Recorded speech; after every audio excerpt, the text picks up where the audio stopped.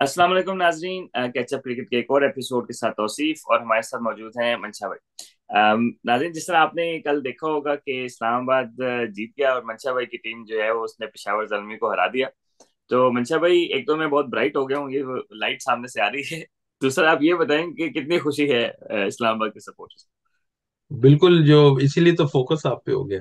तो वो बात ये है कि नहीं, खुशी बहुत है क्योंकि मेरा हाल है वो टैलेंटेड साइड थी और बड़े अच्छे उनके पास प्लेयर्स थे और बड़े अच्छी कोचिंग स्टाफ, और आगे पीछे करके किसको ओवर कराना है, कुछ सेट पैटर्न, ये हर गेम के लिए नया प्लान कर रहे थे। पिछला मैच वो देखें, बड़ा डू और डाई था, वो विन उन्होंने किया। तो सारे लोग कह रहे थे कि पहले बैटिंग करनी चाहिए थी, सीधी विकेट थी। आज उन्होंने ऑपोजिशन के हिसाब से, हालांकि जब वो पहले उनके लेग स्पिनर ने 4 आउट किए वो लीग मैच में तो ये हारे, तो फिर लोग कहते पहले और पिछला मैच अभी रात को जीते हैं 1:30 बजे। तो घर जा रहे थे तो रात को ये 1:30 बजे इतना लेट मैच खत्म हुआ, तो अगले दिन ही इन्होंने चेंज कर लिया, वो विकेट को क्या हो गया। लेकिन सारी बातें अपनी जगह, मेरा ख्याल है कोचिंग स्टाफ और उनकी जो टीम में टैलेंट है और ऊपर नीचे बारी करा रहे हैं शफल करके, बहुत ही अच्छा कॉम्बिनेशन है।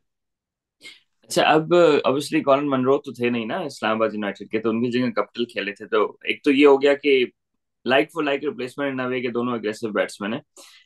लेकिन आपको लगता है कि कॉम्बिनेशन इस्लामाबाद का थोड़ा सा मुश्किल हो गया था जिस तरह उन्होंने टीम खिलाई, क्योंकि हुनैन शाह से बॉल ही नहीं कराए। और देखो, वो पहले भी हुआ कि कभी एक दफा एक ओवर करा लिया, कभी उनसे पावर प्ले में सारे कह रहे सबसे ज्यादा डॉट बॉल से नैन शाह किए हैं, तो क्यों नहीं करवाया।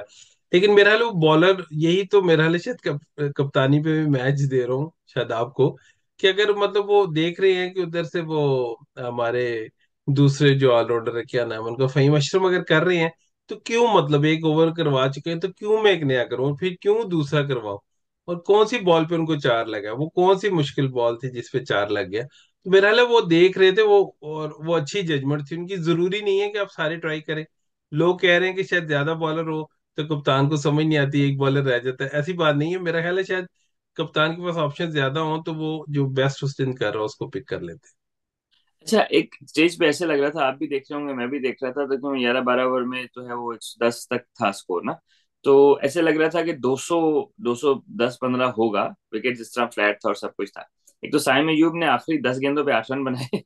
सही है, विच इज स्ट्रेंज कि उन्होंने स्लो बॉल्स पे पकड़ लिया उनको, स्लो शॉर्ट बॉल्स पे ना, कि उसको पेस नहीं मिल रही।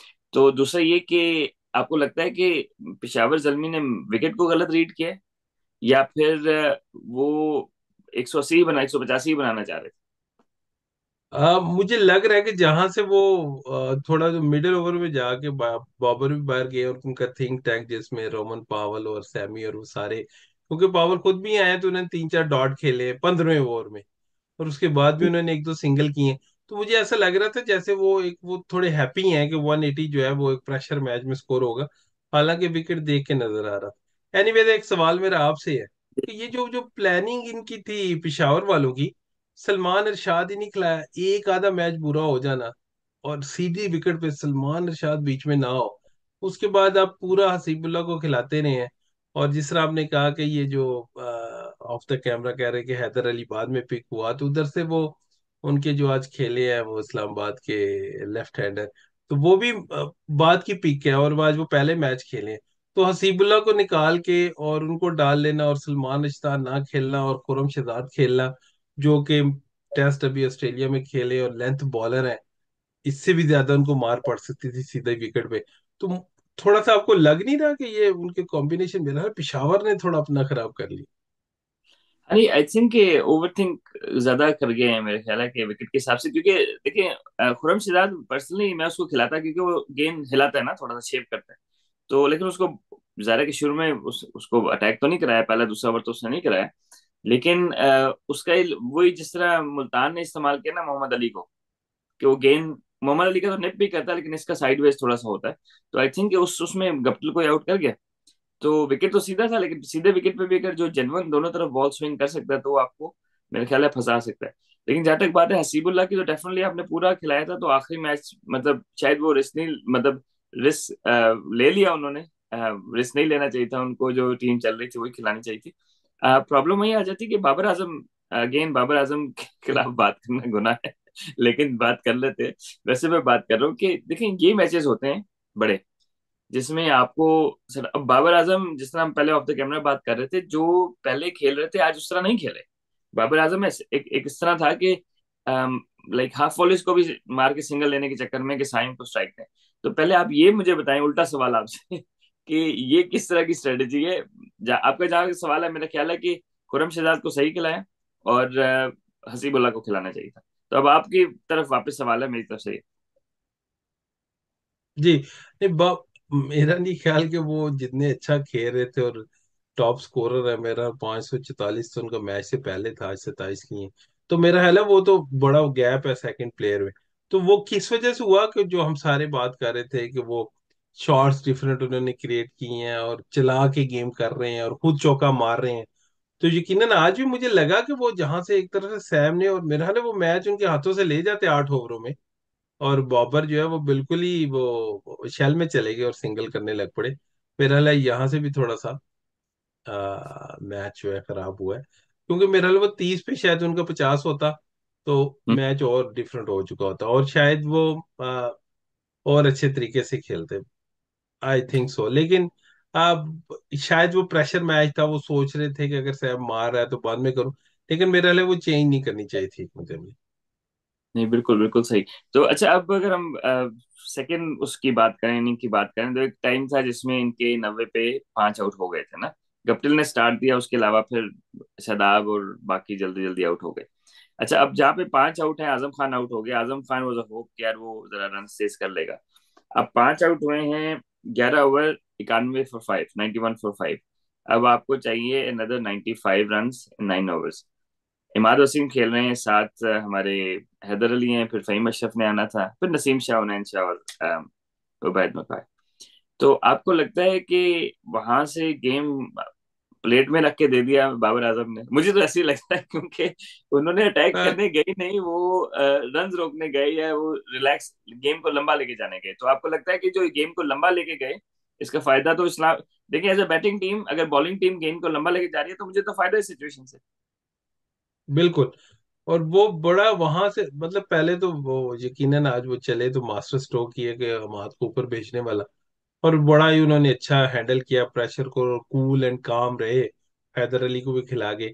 तो पहले तो मैं बिल्कुल आपकी बात से एग्री करूंगा कि वहां कप्तानी का जो प्रेशर क्रिएट करना वेरी इंपॉर्टेंट, क्योंकि उधर उनको इतने इजी सिंगल थे उस पे इमाद के लिए, और इतना इजी आप उनको रोटेशन दे रहे हैं, तो मतलब फिर आपको प्रोएक्टिव थोड़ा होना चाहिए था, ताकि वो एक विकेट थी, पीछे फहीम अशरफ थे। मेरा ख्याल है कि वो मैच जीत के आधा अपने पास लेके, ठीक है विकेट सीधी है, सब कुछ सीधा है, 200 भी चेज हो सकता है, सारी बातें अपनी, लेकिन जब आप 5 आउट कर गए हुए हैं और मैच आपने ले लिया हुआ है, तो फिर आपको कप्तानी से वो मैच लेना चाहिए था वापस। अच्छा, एक और बात मेंशन शायद करूंगा। सलमान रशाद को मिस किया उन्होंने। सलमान अरशद को भी मिस किया, और एक जो अगर इनकी तरफ से बात करें, आरिफ याकूब खेले।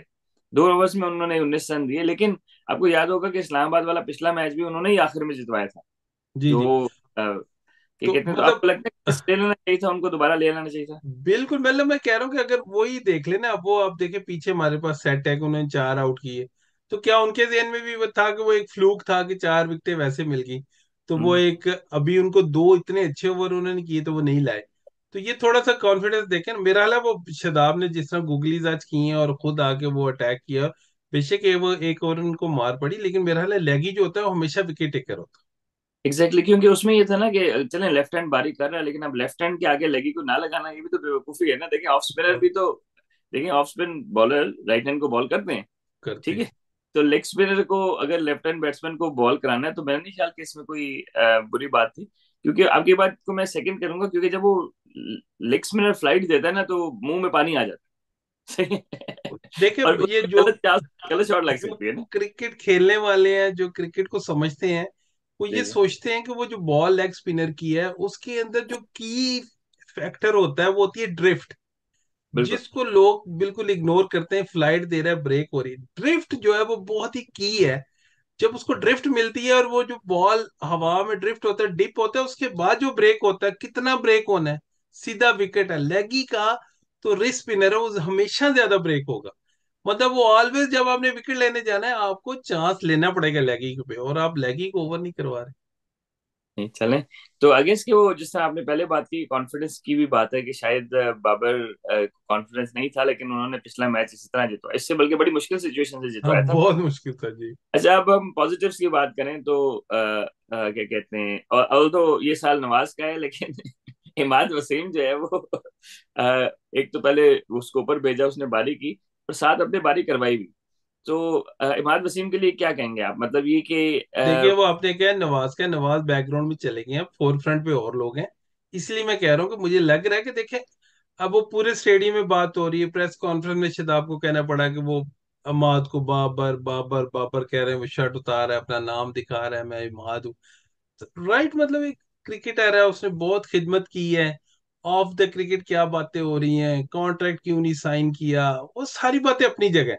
पर आप ये देखें कि उसकी परफॉर्मेंस देखें। आप एक प्लेयर को कह रहे हैं जी मैं 18 साल वाले को नहीं लेके जाना, अभी नहीं है। जी मैं 22 साल वाले को नहीं लेके जाना, आउट ऑफ फॉर्म है। मैं 24 साल वाले को नहीं लेके जाना, आउट। मैं एक 30 साल वाला जो दुनिया का तजुर्बा है, सब कुछ है, सेट है, इन फॉर्म है, तो किसको लेके जाएंगे, इन फॉर्म को। तो मतलब अगर आप, और बीएसएल पे आपने बेस करनी है, बॉलिंग पे उनकी है, ब्रेक कर रहे हैं, शुरू के ओवर करते हैं, मिडल के ओवर करते हैं, एंड के ओवर कर सकते हैं, बारी किसी नंबर पे कर सकते हैं। तो मेरा ख्याल है कब आप कैश करेंगे, कैश आपको मतलब जब है कि उनके पास टोटल एक्सपीरियंस है, और विकटें भी वेस्ट इंडीज में स्पिन विकटें हैं सारी। और वो खेले भी हुए हैं ना कैरिबियन प्रीमियर लीग। हाँ बहुत ज्यादा जी। तो मैं तो ख्याल है कप्तान ही बनाते चले। हाँ मतलब देखो वो कंपोजर नजर आ रहा है ना उनको एज के साथ, और वो जूजू वापस आ रहे जी। बिल्कुल बिल्कुल। तो चलें मंशा भाई, अभी तो इंशाल्लाह डॉक्टर साहब के साथ मिलके कल कोशिश करेंगे कि हम एपिसोड बना लें कि फाइनल का प्रीव्यू करें, क्योंकि आप तो जी शादाब वर्सेस रिजवान हो गए। जी। तो आपकी गट फीलिंग क्या है फाइनल के बारे में? देखिए मैं तो शुरू से इस्लामाबाद के साथ हूँ, तो अब तो वो बात ही नहीं है कहने की कि किसके साथ हूँ, हार जीत गेम का हिस्सा है, लेकिन मैं इस्लामाबाद के नहीं, नहीं, चले जबरदस्त। चलें, मैं तो इस्लामाबाद का ही बंदा हूँ मैं भी वैसे, लेकिन साथ नहीं था इस्लामाबाद में। साथ। हमारे प्लेयर इस्लामाबाद से खेल रहे हैं, लेकिन क्योंकि हमारे न्यूजीलैंड के कोच हैं इस्लामाबाद के साथ, तो आपने फर्क देख लिया स्ट्रेटजी में। बहुत ज्यादा है बिल्कुल। और हो सकता है कि माइक हैसन को ऑफर नहीं कर सकता, पीसीबी सुना शेन वॉटसन को किया, उन्होंने नहीं माना तो। मेरा हाल कच्चे कच्चे कोच देख रहे हैं, पक्का कोच नहीं देख रहे, पक्का देखें जो कह रहा है कि मैं डेटा के इर्द गिर्द सारा कुछ बिल्ड करूंगा। सही तो सही वो सही। हैंसन है जी।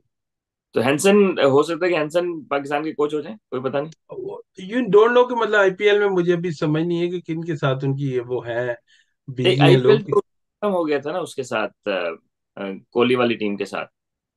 ठीक है, उनके चैलेंजर्स, लास्ट ट्राई खत्म हो चैलेंजर्स। गया, अब पता नहीं हाँ क्या।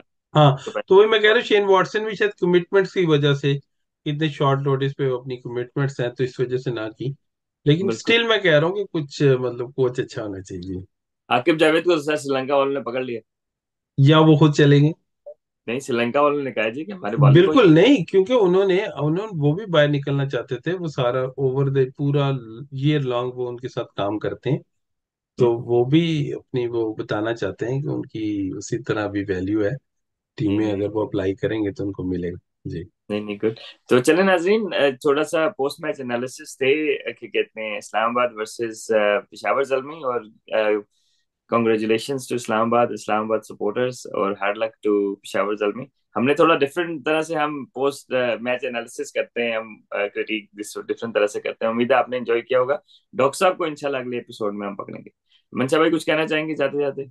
मैं ये कहना चाहता हूँ कि ये जो भी हम एनालिसिस कर रहे हैं, इसके अंदर क्रिकेट का भी है, और साथ जनरली कि अवाम की क्या आवाज है वो भी बता रहे हैं, क्योंकि देखें शायद वो सिर्फ अवाम की आवाज बताना वो भी आसान है, और सिर्फ क्रिकेट का बताते रहना शायद वो बहुत ही कम ऑडियंस हो जाएगी जी। चलें चलें नाज़रीन, इंशाल्लाह हम कल एक और एपिसोड के साथ हाजिर होंगे, और कोशिश यही होगी कि डॉक्टर साहब हमारे साथ मौजूद हों, क्योंकि माशाल्लाह आजकल वो काफ़ी कवर कर रहे हैं, पाकिस्तान की क्रिकेट पीएसएल काफ़ी कवर कर रहे हैं। तो उनसे शायद थोड़ी मजीद इंसाइट्स हमें मिल सकें। अपना ख्याल रखिएगा, एक और एपिसोड के साथ जल्दी हाजिर होते हैं। अस्सलाम वालेकुम।